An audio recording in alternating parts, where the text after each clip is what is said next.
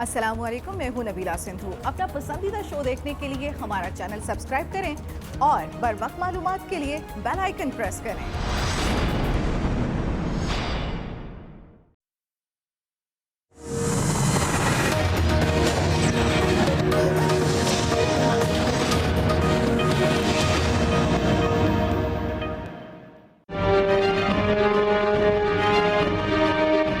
ہمارے اور ان کے جو فرق تھا اس کے اندر کمی آئی ہے۔ آئی ایم ایف نے اپنی پوزیشن بدلی ہے، لگ رہا ہے کہ ہم قریب آ گئے ہیں کہ آئی ایم ایف کے ساتھ معاہدہ ہو جائے گا، تو اس وقت اگر ضرورت ہے وہ کر بھی لیں، لیکن انشاءاللہ تعالیٰ اس کو آخری معاہدہ بنانا ہے۔ کسی نے باہر سے آگے پاکستان کو ٹھیک نہیں کرنا، تو ہم اگر اپنے صحیح اقدامات کریں گے، صحیح فیصلے کریں گے تو انشاءاللہ تعالیٰ پاکستان کی معیشت اٹھے گی۔ جس وقت ہماری میٹنگ ہو رہی تھی تو اسی وقت ہماری پیشن گوئی یہ تھی کہ اب سب نے سمجھنا ہے کہ کوئی نئی ڈیل میں آپ کو دو ٹوک جواب دے دوں، نہ کوئی ڈیل ہوگی، ٹھیک ہے، اور نہ ہی ڈیل ملے گی۔ ڈیل تو دور کی بات ہے کہ جو ہماری پالیسی ہے نا کہ امپورٹس کو سکویز کرنا ہے، وہ الحمدللہ گاڑی بالکل ٹھیک جا رہی ہے۔ عوام کو ماموں بنایا، وہ اب سب اس سے یو ٹرن لیتے جا رہے ہیں۔ خودکشی کی بات کی تھی، کشکول نہیں اٹھائیں گے، آئی ایم ایف کے پاس نہیں جائیں گے، اب ان کا کشکول در در جا رہا ہے۔ اور پھر آئی ایم ایف جو ان کو چڑیل لگتی تھی اب ان کو مس ورلڈ لگنے لگ گئی ہے۔ وہ خود پرائم منسٹر فرسٹ ٹائم خود پہنچ گئے۔ بلکہ اصل ایشو یہ ہے کہ یہ جتنی مہنگائی ہوئی ہے یا ڈالر جو ہے اس کے مقابلے میں روپیہ ڈی ویلیو ہوا ہے، یہ سارا انہوں نے خود کیا ہے۔ السلام علیکم ناظرین، ایکسپرٹس پہ میں آپ کے ساتھ نبیلہ سندھو۔ پینل کا تعارف کروا دوں، پینل میں شامل ہیں فہد حسین صاحب، ایاز خان صاحب، بریگیڈیئر ریٹائرڈ سعد محمد صاحب، عامر الیاس رانا صاحب، اور ساتھ حاصل رہے گا فیصل حسین صاحب کا۔ سب سے پہلے بات یہ کہ حکومت معاشی بحران سے نمٹنے اور اصلاحات لانے کی تگ و دو میں مصروف ہے۔ وزیر اعظم عمران خان نے منصب سنبھالنے کے بعد مالیاتی خسارے کو دور کرنے کے لیے وزیر اعظم ہاؤس کو یونیورسٹی بنانے کے اعلان سے لے کر بھینسوں کی نیلامی تک کے لیے کفایت شعاری کے کئی اقدامات اٹھائے اور معاشی استحکام کی خاطر دوست ممالک چین سے ملائیشیا تک مختلف دورے کیے، لیکن اقتصادی اعداد و شمار ہیں کہ کنٹرول ہونے کا نام ہی نہیں لے رہے۔ روز بروز غربت میں اضافہ ہوتا چلا جا رہا ہے، مہنگائی آسمان سے باتیں کر رہی ہے، بے روزگاری ہے کہ بڑھتی ہی چلی جا رہی ہے، بجلی اور گیس کے بحران پھر سر اٹھانے لگے ہیں۔ بعض عالمی ادارے بھی پاکستان کی معاشی بدحالی پر اپنے خدشات کا اظہار کر رہے ہیں، لیکن تبدیلی سرکار کا موقف اس سے بالکل برعکس ہے۔ آج بھی وزیر خزانہ کے وزیر اور مشیر اقتصادی بہتری کے بلند و بانگ دعوے کرتے رہے۔ وزیر خزانہ اسد عمر نے ایک بار پھر معاشی بہتری کی داستان دہرائی، آئی ایم ایف سے معاملات جلد طے پانے کی خوشخبری سنائی اور اس کو عالمی مالیاتی فنڈ سے آخری معاہدہ قرار دے دیا۔ جبکہ دوسری جانب کئی سال سے آئی ایم ایف سے قرض لینے والی اپوزیشن جماعتوں نے معاہدے پر حکومت کو نشانے پر رکھا اور وزیر اعظم عمران خان اور ان کی معاشی ٹیم پر کڑی تنقید کی۔ اسی مناسبت سے ایکسپرٹس کے لیے ہمارا یہ سوال کہ عمران خان کی ٹیم کا معیشت کو پٹڑی پر لانے کا پلان کامیابی کے کتنا قریب ہے؟ فہد حسین صاحب، اس کا آغاز میں آپ سے کروں گی کہ جو بلند و بانگ دعوے کیے جا رہے ہیں، کیا وہ ہمیں کامیاب ہوتے نظر آ رہے ہیں؟ دیکھیں، یہ جو ساری کہانی ہے پی ٹی آئی کی اور معیشت کی، یہ ایک ایسی کہانی ہے جس کا ابھی تک ہمیں یہ نہیں معلوم کہ ابھی بھی آغاز ہے یا درمیان آ چکا ہے، کیونکہ جو سگنلز ہمیں مل رہے ہیں وہ بڑے کنفلکٹنگ سے ہیں، وہ متضاد ہیں۔ اب دیکھیں، پہلے دن سے یہ سب کو معلوم تھا کہ معیشت کی حالت اچھی نہیں ہے۔ جب کیئرٹیکر گورنمنٹ آئی تھی تو اس وقت بھی یہ کہا گیا تھا باقاعدہ طور پر کہ ہمیں آئی ایم ایف کے پاس جانے کے علاوہ ہمارے پاس کوئی چارہ نہیں ہے۔ جب نئی گورنمنٹ آئی تو جو ان کی بریفنگز ہوئیں اس میں بھی جو کیئرٹیکر گورنمنٹ کے جو اہم لوگ تھے انہوں نے اس نئی گورنمنٹ کو یہ بتایا کہ ہماری بھی یہی انڈرسٹینڈنگ ہے کہ آئی ایم ایف کے پاس جانے کے علاوہ ہمارے پاس آپشن نہیں ہے، اس لیے جتنی جلدی یہ فیصلہ کر لیا جائے اتنا بہتر رہے گا۔ ایک کڑوی گولی ہے، شروع میں نگل لینی چاہیے، جو اصلاحات وہ آئی ایم ایف مطالبہ کرتے ہیں ان کو شروع کے دنوں میں کر لیں تاکہ بعد میں معاملات کچھ بہتر ہوں۔ لیکن اس گورنمنٹ کی جو بھی حکمت عملی تھی اس کے مطابق انہوں نے کہا کہ نہیں، ہم اپنے پیروں پر خود کھڑے ہوں گے۔ اب اس بات کو 6 مہینے ہو گئے اور 6 مہینے میں کبھی یہ سنتے ہیں کہ آئی ایم ایف کے پاس جانے والے ہیں، کبھی یہ کہا جاتا ہے کہ نہیں، ہم نے اپنے دوستوں سے اتنی امداد لے لی ہے کہ این ممکن ہے کہ ہمیں ضرورت ہی پیش نہ آئے. اب یہ جو آخری میٹنگ ہوئی ہے, دیکھیں یہ ہائیسٹ لیول میٹنگ ہے. عام طور پر سفارتی جو کلچر ہے اس میں جب کسی ملک کا سربراہ ایک میٹنگ کرے تو اس وقت اس کا مطلب یہ سمجھا جاتا ہے کہ معاملات طے پا گئے ہیں اور سربراہ جو ہے وہ آ کے اس پہ دستخط کر رہا ہے, مگر ایسا ہوتا ہوا اس وقت نظر نہیں آ رہا. ایٹ بیسٹ ہمیں یہ لگ رہا ہے کہ اب نیگوسیشنز اور آگے بڑھیں گی اور این ممکن ہے کہ یہ معاہدہ ہو جائے, لیکن این ممکن یہ بھی ہے کہ یہ معاہدہ نہ ہو. یعنی کہ ہم میرے خیال میں وہیں کھڑے ہیں جہاں ہم پہلے کھڑے تھے, اور جو کلیئرٹی جو سرٹنٹی اس صورتحال میں آنی تھی مجھے وہ آج بھی نظر نہیں آ رہی. ٹھیک ہے بریگیڈیئر صاحب, جس طرح سے بات کی جاتی ہے, اگر حکومت کا موقف دیکھیں, یہ حکومت ہو یا اس سے پچھلی حکومت ہو یا کہ پھر اس سے بھی پچھلی حکومت ہو, وزیر خزانہ اسحاق ڈار ہوں یا کہ اس کے علاوہ کوئی اور ہوں, جب بھی بات ہوتی ہے تو پلان بتایا جاتا ہے, ساتھ ہی ساتھ یہ بتایا جاتا ہے کہ معاملات کامیابی کی طرف جا رہے ہیں, ہم قریب ہیں. لیکن اس کے برعکس اپوزیشن کی باتیں سنیں تو اپوزیشن جو باتیں کرتی ہے وہ تو ڈرا دینے والی باتیں ہیں. عوام کس کی بات کو توجہ دے, کس کی بات پر یقین کرے؟ کیا آپ کو لگتا ہے کہ معاملات بہتری کی طرف جا رہے ہیں؟ دیکھیں, یہ پاکستان میں جو بھی حکومت آئی ہے نئی, اس نے پچھلی حکومت کو جو ہے اس کو الزام دیا ہے کہ اس نے معیشت کو تباہ کر دی, حالات تباہ کر دی, اور ہم ابھی ٹھیک کرنے والے ہیں. یہی جو پی ایم ایل این کی حکومت 2013 میں آئی تھی, انہوں نے بھی یہی بات کی تھی, اور اسحاق ڈار صاحب نے کہا تھا کہ یہ آخری آئی ایم ایف پروگرام ہے, اور ابھی ہماری جان چھوٹ گئی ہے آئی ایم ایف سے. ابھی آئے یہ کہتے ہیں کہ انہوں نے تباہ کر دیا ہے, لیکن ان میں یہ بات ہے کہ ان کو ایسے لگا مجھے کہ یہ بالکل ان کے اوپر کوئی سرپرائز ہوا, اور یہ انہوں نے اسی وقت کام شروع کیا جس وقت انہوں نے حلف اٹھایا. اس سے پہلے ان کو کوئی پتہ نہیں تھا کہ کیا ہو رہا ہے کیا نہیں ہو رہا ہے, اور ایک بہت بے یقینی کی صورتحال تھی. لیکن بدقسمتی سے جو پچھلے 6 مہینے میں اس بے یقینی کی صورتحال میں کوئی تبدیلی نہیں آئی ہے, اور وہ اسی طرح ابھی تک بھی ہمیں نہیں پتا ہے کہ آئی ایم ایف کے ساتھ کوئی معاملات طے پا گئے ہیں یا نہیں طے پا گئے ہیں. ابھی تک کوئی کلیئر کٹ, آج بھی وزیر خزانہ نے جو بات چیت کی ہے وہ جو ہے وہ ایمبیویلنٹ ہے, کوئی پتہ نہیں چلتا کہ کیا ہو رہا ہے کیا نہیں ہو رہا ہے. ہماری معیشت کے ساتھ مسئلہ یہ ہے کہ ہمارے خرچے جو ہیں وہ بہت زیادہ ہیں, امپورٹس جو ہے وہ بہت زیادہ ہیں, اور جو ہے ہم کما کم رہے ہیں, خرچ 200 روپے کر رہے ہیں, کما 100 روپے رہے ہیں. ابھی جب تک اس میں ہم کمی نہیں لے کے آئیں گے, اور یا ہم اپنی معیشت کو اس طرح جو ہے ترقی دیں کہ جو ہماری ایکسپورٹس بڑھ جائے اور وہ جو ہے وہ برابر ہو جائیں اور بیلنس آف پیمنٹس کا مسئلہ نہ ہو, تو جب تک یہ ہم نہیں کریں گے یہ معاملات جو ہے یہ ٹھیک نہیں ہوں گے. کب تک ہم قرضے لیتے رہیں گے؟ ہر حکومت آتی ہے وہ کہتی ہے کہ میں ٹھیک کر قرضہ لے رہا ہوں, قرضہ لے کے وہ 4-5 سال گزار دیتی ہے, جیسے 4-5 سال ختم ہوتا ہے نیکسٹ حکومت آتی ہے, اب مزید قرضوں میں ڈوب رہے ہیں, مزید ہماری بے عزتی دنیا میں ہو رہی ہے, اور ہمیں جو ہے بالکل ہماری جو ساکھ ہے وہ مجروح ہو رہی ہے. ٹھیک ہے ایاز صاحب, آپ کی جانب آؤں گی. جس طرح سے آج کی اگر پریس کانفرنس دیکھیں, اسد عمر نے کہا کہ ہم آخری معاہدہ طے کر رہے ہیں, اور فاضل صاحب نے بھی کہا کہ جب اسٹیٹ کا ہیڈ ملتا ہے تو لگتا ہے کہ معاملات طے ہو رہے ہیں. تو آپ کو بھی لگتا ہے کہ اب کی بار جو باتیں کی جا رہی ہیں, جو میل ملاقاتیں ہو رہی ہیں, اس کے بعد معاملات طے ہیں, اب ہم آئندہ آئی ایم ایف کے اوپر ڈیپینڈ نہیں کریں گے؟ دیکھیے, اسی پلیٹ فارم سے جب یہ گورنمنٹ آئی تھی تو ہم نے یہ کہا تھا کہ آئی ایم ایف کے پاس تو جانا پڑے گا. اس وقت بھی گورنمنٹ یہ کہہ رہی تھی کہ ہم نہیں جائیں گے, پھر کہا کہ شاید جانا پڑے, پھر کہا نہیں جائیں گے, پھر کہا شاید جانا پڑے, پھر کہا کہ نہیں ضرورت نہیں ہے, پھر یہ کہا گیا کہ ہم اپنی شرائط پہ قرضہ لیں گے. مطلب یہ دس از اسٹرینج کہ اپنی شرائط کیا ہوتی ہیں؟ قرض لینے والے کی کوئی شرائط مانتا ہے؟ قرض دینے والے کی شرائط ہوتی ہیں. اور یہ گورنمنٹ کو بھی میرا خیال پتا تھا کہ ہمیں آئی ایم ایف کے پاس جانا پڑے گا. وہ جو دوست ممالک سے انہوں نے امداد لی تھی وہ شاید اس مالی سال کے لیے تو کافی ہوتی, اب اگلے مالی سال کے لیے آپ کے پاس کچھ بھی نہیں ہے, آپ کے پلے ہی کچھ نہیں ہے. بیلنس آف پیمنٹ کا ایشو تھا, امپورٹس تو ظاہر ہے وہ تو ایک بہت بڑا ایشو ہے, وہ بالکل بڑا غرق ہو گیا ہوا اس کا. پیپلز پارٹی کے دور تک وہ بہت آج کی نسبت بہت بہتر حالات تھے, لیکن اس کے بعد پھر بالکل ہی بڑا غرق ہو گیا لاسٹ گورنمنٹ میں. امپورٹس ہی امپورٹس ہیں, ایکسپورٹ آپ کے پلے کچھ نہیں ہے. اب میرا خیال ہے وہ جو ملاقات ہوئی ہے عمران خان صاحب کی, پرائم منسٹر آف پاکستان کی, تو اس کا مطلب ہے کہ آئی ایم ایف سے معاملات تو طے پا چکے ہیں. ٹھیک ہے, ڈالر ہم آلریڈی سستا کر چکے ہیں, بجلی مہنگی کر چکے ہیں, گیس مہنگی کر چکے ہیں. اب آئی ایم ایف پھر مطالبہ کر رہی ہے کہ بجلی اور گیس مزید مہنگی کریں. وہ جو کہہ رہے تھے اپنی شرائط پہ اور نرم شرائط پہ، میرا خیال اب زیادہ نہیں چکے کرنی پڑے گی، آلریڈی آپ بہت کر چکے ہیں، تو میرا خیال وہ اسی کو اپنی شرائط اور نرم شرائط کہہ رہے تھے.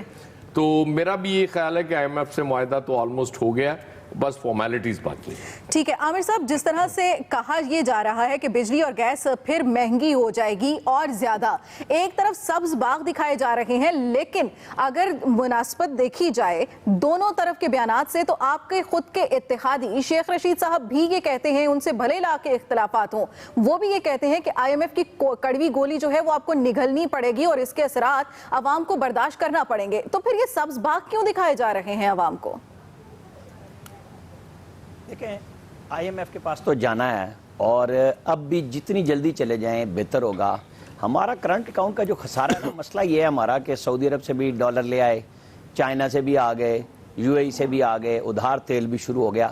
اب آپ پیسے لا رہے ہیں اتنے، اور پھر وہ نیچے سے ایک سوراخ ہے جس میں بریک نہیں ہے، وہ مسلسل گرتے جا رہے ہیں کیونکہ ہماری ایکسپورٹس نہیں ہیں بدلے میں، اور امپورٹس کرنا ہماری مجبوری ہے. بہت اچھی بات ہے، $2 ارب مشیر خزانہ تجارت کہہ رہے ہیں، تو اتنا ہی آپ نے ادھر لاس کر لیا ہے کہ پاکستان میں جو ایف بی آر نے ریونیو اکٹھا کرنا تھا 7 مہینے میں، اتنا ہی نقصان ادھر بھی کر لیا آپ نے. آپ اصلاحات نہیں کر سکے، آپ کی ٹیم ایف بی آر میں ڈیلیور نہیں کر رہی.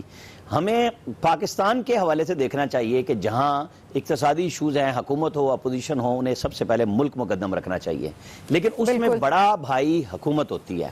تو ان کو یہ چاہیے تھا کہ یہ جب سب کہہ رہے تھے، شیخ رشید ایک سینئر آدمی ہیں، اتنی دفعہ وزیر رہے ہیں، انہیں بہت کچھ سمجھ ہے، تو وہ اس وجہ سے یہ بات سمجھا رہے ہیں کہ بھائی آئی ایم ایف کی گولی آپ کو نگلنی ہے، تو جتنی جلدی کر لو گے. اب میری اطلاع یہ ہے کہ جو وزیر پیٹرولیم ہے سرور خان، انہوں نے صاف کہا اسد عمر سے کہ بھائی میری وزارت بے شک بدل دو، وزارت لے لو، اب میرے بیٹھے ہوئے آپ قیمت نہیں بڑھا سکتے. اس کے نتیجے میں یہ ہوا کہ ان سے جو انرجی کمیٹی کی سربراہی تھی وہ واپس لے کے اسد عمر کو دے دی گئی کہ آپ نہ بنے، ہم خود فیصلہ کر لیں گے کیونکہ یہ کام کرنا ہے. اب سرور خان اس پنڈی سے وزیر ہیں، ان کے پاس 2 ایم این اے ہیں، 1 ایم پی اے گھر سے ہے، باپ بیٹا اور بھتیجا. تو وہ جو سوئی گیس کا بل آ رہا ہے نا، لوگ لے کے ان کے گھروں پہ پہنچے ہمیں. خود اپنی پریشانی الگ ہے کہ گھر میں کتنا بل آیا، کیسے بڑھا ہے. اب وہ بھی سمجھتے پھر رہے کہ یہ گیم کیا کیا، اور یہ ہر ایک کو سمجھ آ رہی ہے. جب ہر سرکاری افسر پی ایم کے پاس پہنچ رہا ہے کہ جی یہ بل کہاں سے دیں، تو اس پہ پرائم منسٹر کو بھی خیال آیا کہ اچھا اس وقت تو ہم نے بڑھا دی تھی. انہوں نے کہا تھا نہ ہی آئی ایم ایف کے پاس گئے کہ فردر کوئی اسٹرینتھن اکانومی میں اسٹرینتھ آتی، آپ ڈالر لے آتے، آپ کی معیشت کی بحالی کا پروگرام ہوتا. لیکن جب بھی آپ کو کوئی قرضہ دیتا ہے وہ پہلے یہ سوچتا ہے اور پوچھتا ہے کہ مجھے واپس کیسے ملے گا. تو وہ اب آپ سے کہہ رہے ہیں کہ آپ کا جو آئندہ فسکل ایئر ہے اس کے لیے جو آپ بجٹ میں اہداف بنائیں گے، نمبر 1 وہ اتنے ہوں گے، اور اس کی وصولی کے لیے ہم آپ کو بتائیں گے کہ آپ نے کیسے پورا کرنا ہے، کیونکہ آپ نہیں کر سکتے. آپ نے 5 مہینے ممبر انکم ٹیکس رکھا ایک حبیب اللہ خان، اور اس کو تبدیل کیا اس وقت جب اس نے تھوڑی بہت بریک لگائی. ایک ممبر ایسے کو لے آئے جس نے اسلام آباد میں سرو نہیں کیا. اب یہ بڑا مسئلہ ہے کہ جب آپ چیزوں کو سمجھے بغیر اچانک فیصلے کرتے ہیں تو پھر یہاں پہ بیٹھ کے آپ پورے پاکستان کو نہیں کور کر سکتے. بالکل یہ بڑی ضروری بات ہے کہ اس پہ دوبارہ سوچا جائے. پاکستان کے جتنے ماہرین معیشت ہیں، چاہے وہ حزب اختلاف سے ہوں، ان سے ہوں، لے کے اسد عمر کو سمجھنا چاہیے کہ ہر چیز وہ عقل کل نہیں ہے. اس پہ جتنی جلدی ہو بہتر ہو، وہ آئی ایم ایف کے ساتھ بیٹھ کے طے کر لیں. ٹھیک ہے فیصل حسین صاحب، آپ کو بھی لگتا ہے اگر حکومتی بیانات کے تناظر میں دیکھا جائے تو یہ آخری بیل آؤٹ پیکج ہوگا؟ ہاں دیکھیں، یہ جو عثمان بزدار کے بارے میں کہا جاتا ہے، شاید عمران خان نے کہا تھا کہ وہ جو ہے وسیم اکرم پلس ہیں. پتہ نہیں عثمان بزدار جو ہے وسیم اکرم پلس ہوں یا نہ ہو، لیکن عمران خان جو ہے وہ نواز شریف پلس اور آصف زرداری پلس ضرور ہیں.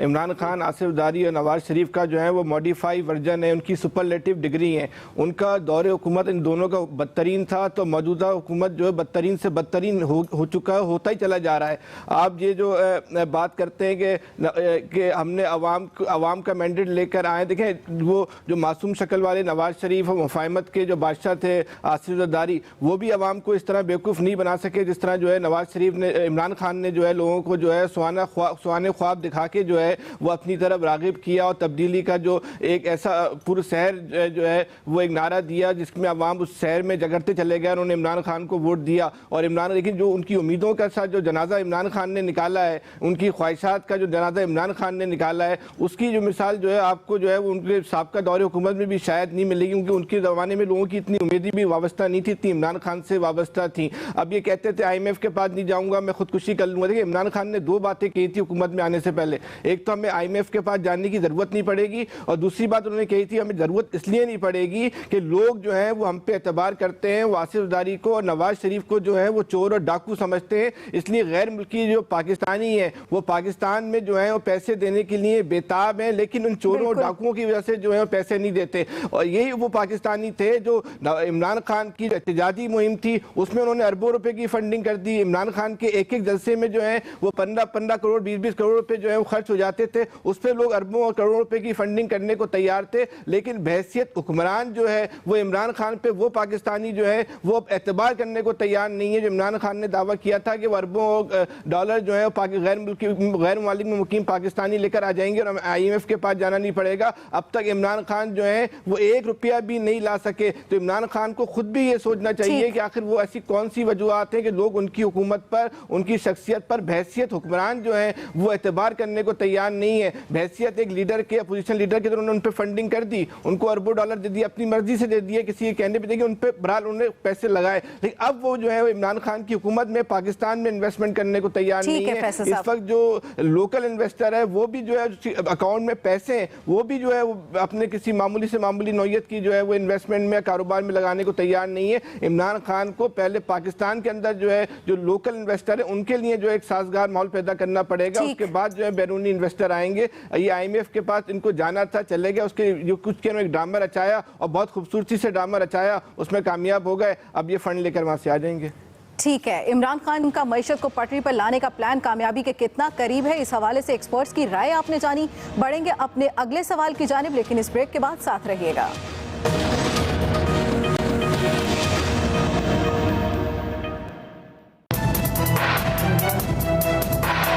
وہ چیئرمین بنانا چاہتے ہیں شہباز شریف کو. ہم اپنی جمہوریت کا مذاق کیوں اڑانے لگے کہ ایک آدمی جیل سے آگے پبلک اکاؤنٹ کمیٹی کا چیئرمین بنے گا؟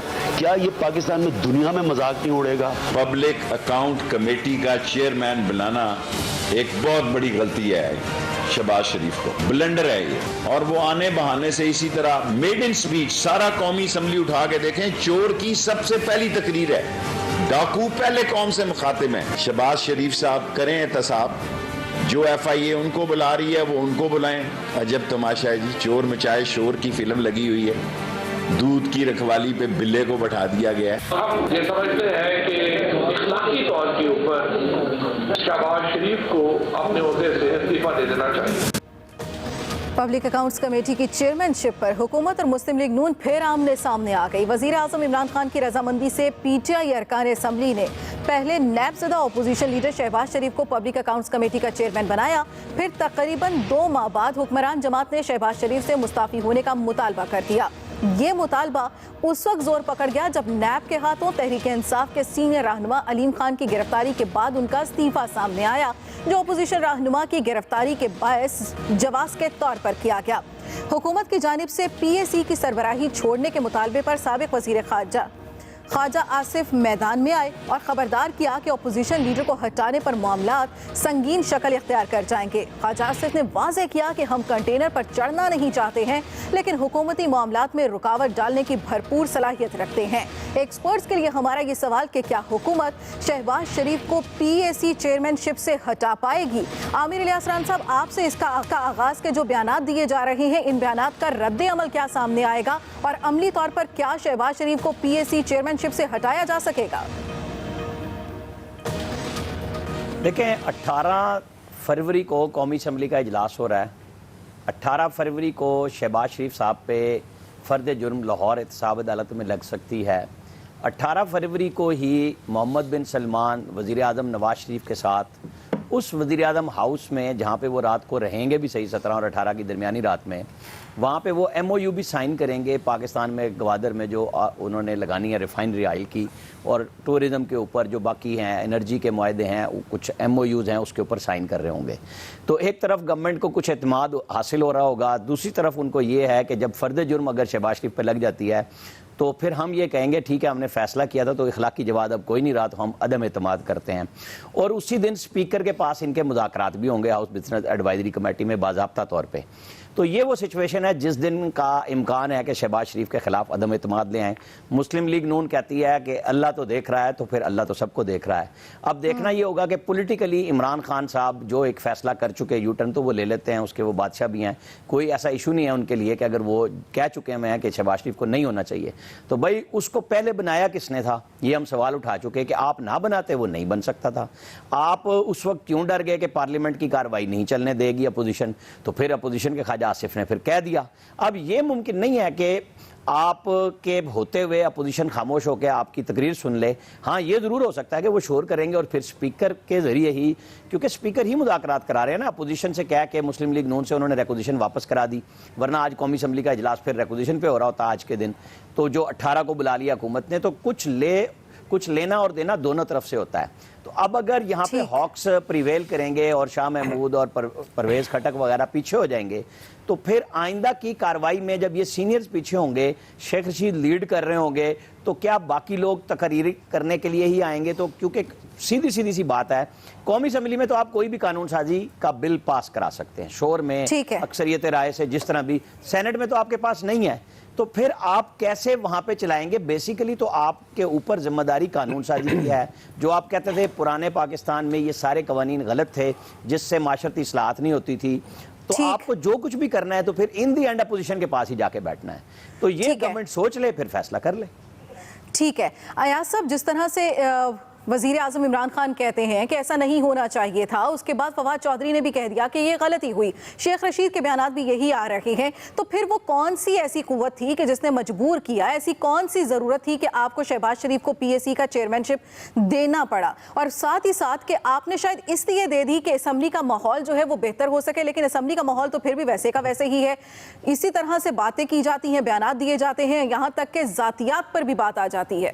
اس قوت کا نام تو رانا صاحب نے لے دیا ہے، یہی لوگ تھے، شاہ محمود قریشی تھے، پرویز خٹک تھے، اس طرح کے جو سیزنڈ پولیٹیشینز ہیں، انہوں نے عمران خان صاحب سے یہ پلیڈ کیا تھا کہ چونکہ اسمبلی کی کارروائی چلانی ہے، قانون سازی کرنی ہے، اس لیے ضروری ہے کہ اپوزیشن کی ڈیمانڈ بھی ہے۔ حالانکہ نہ بناتے کوئی ایشو نہیں تھا، پیپلز پارٹی نہیں بنا رہی نا پی ٹی اے کا، وہ آج بھی مراد علی شاہ کہہ رہے تھے جی پہلے آپ سی او ڈی کریں ہمارے ساتھ، چارٹر آف ڈیموکریسی پہ سائن کریں، اس کے بعد بنا دیں گے۔ تو اس وقت کچھ نہیں جانا تھا ان کا، یہ ڈریگ ہوتی شاید کوئی فردر جرم عائد ہوتی، کوئی سزا کا سین بن جاتا، چلیں وہ آپ کوئی کچھ اور بن جائے۔ اب جب آپ نے بنا دیا پھر سمجھ نہیں آتی کہ پھر آپ کیوں ہٹانے جا رہے ہیں۔ عمران خان صاحب برہم بھی ہوئے ہیں اس ایشو پہ، اور انہوں نے کہا بھی یہ جن لوگوں نے سفارش کی تھی کہ بھئی تم لوگوں نے مجھے کہاں پھنسا دیا، ہاؤس تو پھر نہیں چل رہا، اسمبلی کے تو پھر وہی حالات ہیں، تو اس کا فائدہ کیا ہوا بنانے کا؟ وہ ناراضگی اپنی جگہ، لیکن عمران خان صاحب کو سوچنا چاہیے یہ جمہوریت میں بڑا ڈیفرنٹ ماحول ہوتا ہے۔ یہ کرکٹ گراؤنڈ نہیں ہے کہ آپ نے ایک پلیئر پرفارم نہیں کر رہا اور اس کو اٹھا کے باہر پھینک دیا، یہاں بے شمار پلیئرز ہوتے ہیں، آپ ایک پلیئر کو نکالیں گے وہ 50 پلیئرز آپ کے سامنے آ کے کھڑے ہو جائیں گے۔ اس لیے اب میرا خیال ہے اس آگ میں نہیں کودنا چاہیے، اس سے پیچھے ہٹ جانا چاہیے حکومت کو۔ ٹھیک ہے فہد صاحب، جس طرح سے کہا جا رہا ہے کہ غلطی ہو گئی، اس طرح سے نہیں ہونا چاہیے تھا، یہ چیئرمین شپ نہیں دینی چاہیے تھی، ٹھیک ہے مان لیتے ہیں کہ غلطی ہو گئی ہے، اب اس غلطی کو سدھارنے کے لیے جو کوشش کی جا رہی ہے اس کے کیا نتائج آ سکتے ہیں؟ کیا اس سے معاملات ٹھیک ہو جائیں گے یا معاملات اور زیادہ بگڑ سکتے ہیں؟ دیکھیں معاملات تو جس طرف جائیں اس سے پہلے تو یہ سوال اٹھے گا کہ یہ کس طرح کی حکومت ہے جو بار بار اپنی ہی غلطیوں کا اعتراف کرتی پھر رہی ہے۔ یعنی یہ کیسی حکومت ہے جو یہ میسج دے رہی ہے کہ جناب ہائیسٹ لیول پر ہم فیصلے کرتے ہیں اور بعد میں ہمیں احساس ہوتا ہے کہ یہ فیصلے غلط ہیں. جب ہمیں یہ احساس ہوتا ہے تو ہم کبھی اس کو یو ٹرن کا نام دیتے ہیں اور کبھی ہم اس کو ایک غلطی کا نام دیتے ہیں.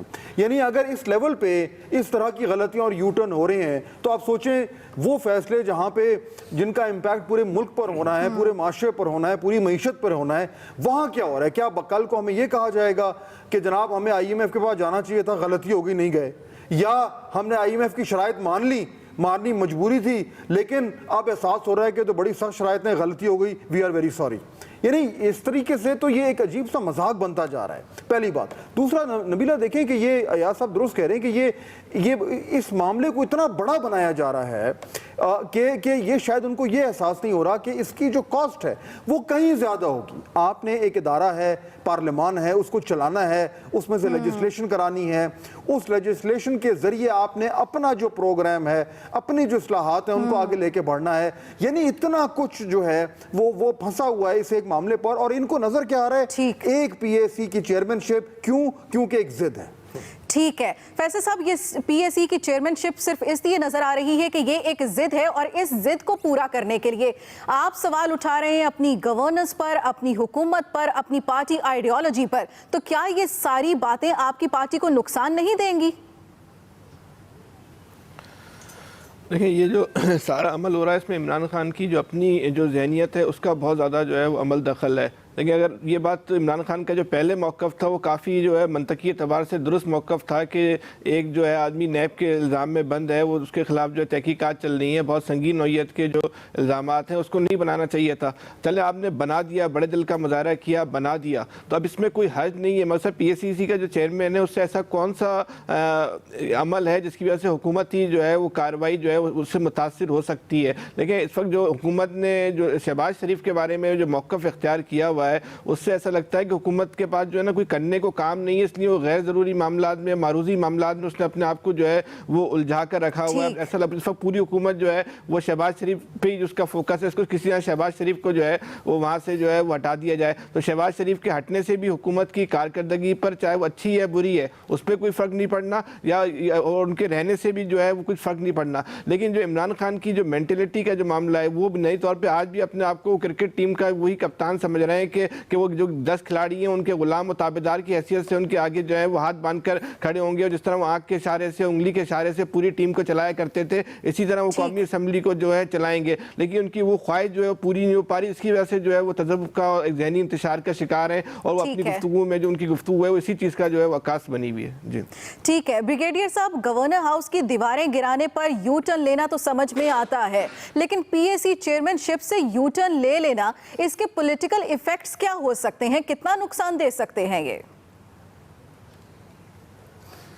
دیکھیں میرا ایک مختلف اس کے اوپر رائے ہے, اور وہ یہ ہے کہ جس طرح یہ پہلے بہت سختی سے یہ کہہ رہے تھے کہ شہباز شریف صاحب کو یہ چیئرمین پی ایس سی نہیں بنائیں گے, اور حکومت کے باقی وزراء بھی انہوں نے بڑا سخت موقف اختیار کیا تھا, پھر ایک دم جو ہے وہ ان کو بنا دیا گیا ہے, اور ابھی انہوں نے پھر ایک سخت موقف اختیار کر دیا تھا, جس سے یہ تاثر پیدا ہوتا ہے کہ یہ احکامات کہیں اور سے آئے تھے کہ شہباز شریف صاحب کو چیئرمین پی ایس سی بنایا جائے.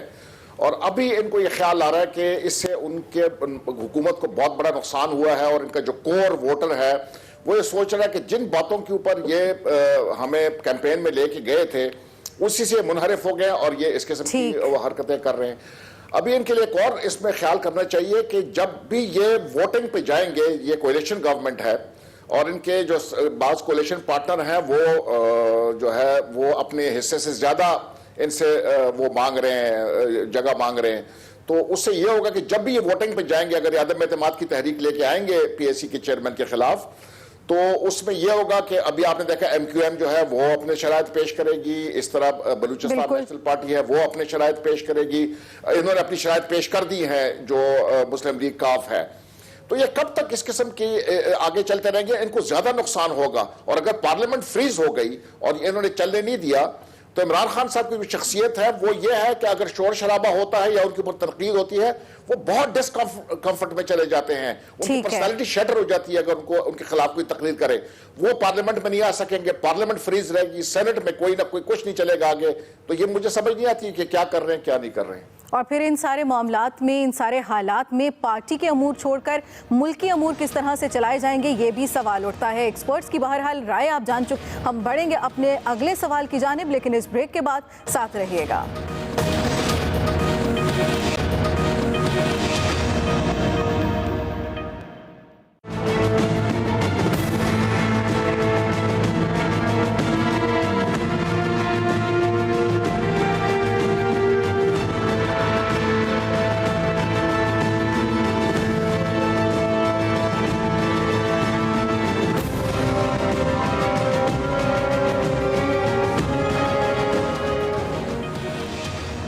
निजी स्कूलों के खिलाफ तौहीन अदालत केस में जस्टिस गुलजार अहमद की सरबराही में सुप्रीम कोर्ट के 3 रुकनी बेंच ने तालीम को कारोबार बनाने पर शदीद बरहमी का इजहार करते हुए खबरदार किया कि अगर निजी स्कूल्स इंतजामिया ना सुधरी तो स्कूलों को नेशनलाइज भी कर सकते हैं। इसी सारे मामले की मुनासबत से एक्सपर्ट्स के लिए हमारा ये सवाल कि प्राइवेट स्कूल फीस केस क्या निजी स्कूलों ने तालीम को कारोबार बना दिया है? फैसल हुसैन साहब, आपसे इसका आगाज करेंगे क्योंकि ये मामला उठा ही कराची से था। कराची के वालिदैन ने ही दुआइयां दी थी, लेकिन अभी तक ये मामला किसी मंतकी अंजाम तक नहीं पहुंचा है। देखिए, बिल्कुल ये जो फ़ीसों में इजाफे की तहरीक थी वो कराची से शुरू हुई थी और वहाँ के कराची के वालिदैन ने कमेटी बनाई और उन्होंने वाकई जो है बहुत ही जुर्रतमंदी का जो काम किया था। उन्होंने अपने बच्चों को के मुस्तकबिल को दाव पे लगा के जो है वो अपने जिन बच्चों में उनके स्कूल पढ़ते थे उन स्कूलों के सामने खड़े हो गए थे। ये बहरहाल उनकी बहुत एक हिम्मत की जो है वो दास्तान थी। लेकिन ये तहरीक चली, फिर सुप्रीम कोर्ट ने उसका नोटिस लिया, उस तक गए। फिर बहरहाल साकिर निसार का एक बहुत अच्छा इकदाम था, उन्होंने स्कूलों को जो फैसला सुनाया और स्कूलों को उनके फीसें वापस करने का हुक्म दिया और ये हिदायत की कि कोई भी स्कूल जो है वो 7% से ज़्यादा फीसों में इजाफा नहीं करेगा। और जो उन्होंने फीसों में इजाफा किया था और 20% कमी करने की जो है उनको हिदायत की। लेकिन स्कूलों ने जो है वो सुप्रीम कोर्ट का जो फैसला था उसको एक बिल्कुल एक नए रंग में लिया और पहले फीसों में इजाफा किया, उसके बाद 20% जो है वो उसमें जो है वो कटौती कर दी गई। यानी कि 25,000 पे फीस थी तो पहले उसको 28,000 किया, फिर उसको जो है उन्होंने 25,000 कर दिया। अदलिया के फैसले का जितना तमस्कुर इस वक्त स्कूल बना रहे हैं वो तो अपनी जगह है, लेकिन इनके सबसे एक अहम बात यह है कि इन स्कूलों से बास पुरस करने वाली कोई अथॉरिटी ऐसा नहीं लगता है कि पाकिस्तान में या सिंध में या कराची में मौजूद है। ये स्कूल जो है बिल्कुल बेलगाम हो चुके हैं, जितनी चाहे अपने लिए खुद ही जो है कवानीन बना रहे हैं, अपने लिए खुद ही जो है फीसों का तयन करते हैं। अगर उनको पहले रोक लिया जाता है, जिस सतह पे आज तक फीसें पहुंच चुकी हैं वहां तक ये फीसें नहीं पहुंच पाती। अब ये इतने ताकतवर हो चुके हैं कि माफिया बन चुके हैं और सुप्रीम कोर्ट के सामने जो है बाकायदा जो है खड़े हो गए। ठीक है फहद साहब, जिस तरह से कहा गया कि कोई अथॉरिटी नहीं है इन स्कूलों के ऊपर चेक एंड बैलेंस रखने के लिए और ये स्कूल मालिकान जो है अब इनडायरेक्ट वालिदैन को भी धमकियां देने पर आ गए हैं, क्या इस सारी सूरत हाल में जो तालीम का खर्च है, जो बच्चों को नुकसान हो रहा है, वो हम पूरा कर पाएंगे? देखिए, बच्चों को जो नुकसान हो रहा है वो तो बिल्कुल हो रहा है और सबसे बड़ा नुकसान बच्चों का पाकिस्तान में ये है कि हमने जो पब्लिक स्कूल सिस्टम है उसको तबाह करके रख दिया है। तो सबसे बड़ा जुर्म तो ये है। देखिए, ये प्राइवेट सेक्टर की एजुकेशन हमेशा से कारोबार रहा है। अगर हम इसको कहें कि ये नहीं है तो ये जो है वो हकीकत को झुठलाना होगा। तो इसमें तो बात कोई दो राय नहीं है कि कारोबार है, लेकिन जो भी कारोबार होता है उसको रेगुलेट किया जाता है, कारोबार को बंद नहीं किया जाता।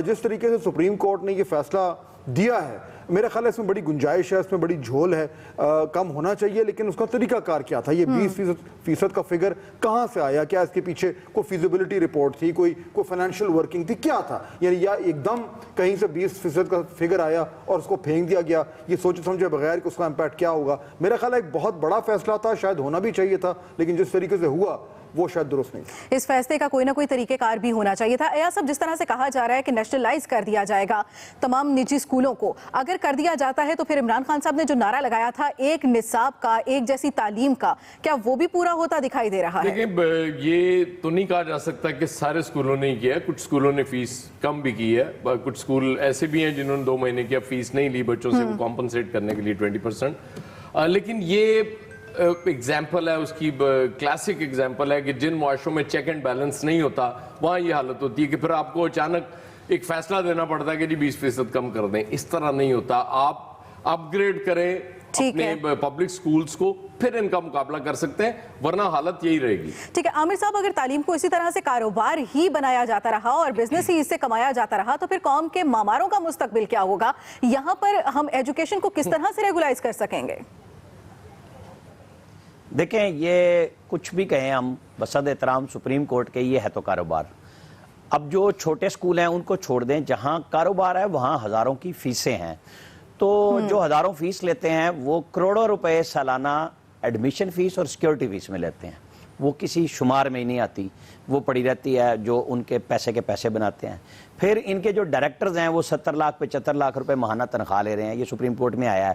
یعنی اس پروفٹ کو وہ تنخواہ کی صورت میں گھروں میں لے جا رہے ہیں. ڈائریکٹر بھی مالکان ہیں، فیملی ہے ان کی، اور لمیٹڈ کمپنیاں بنائی ہوئی ہیں.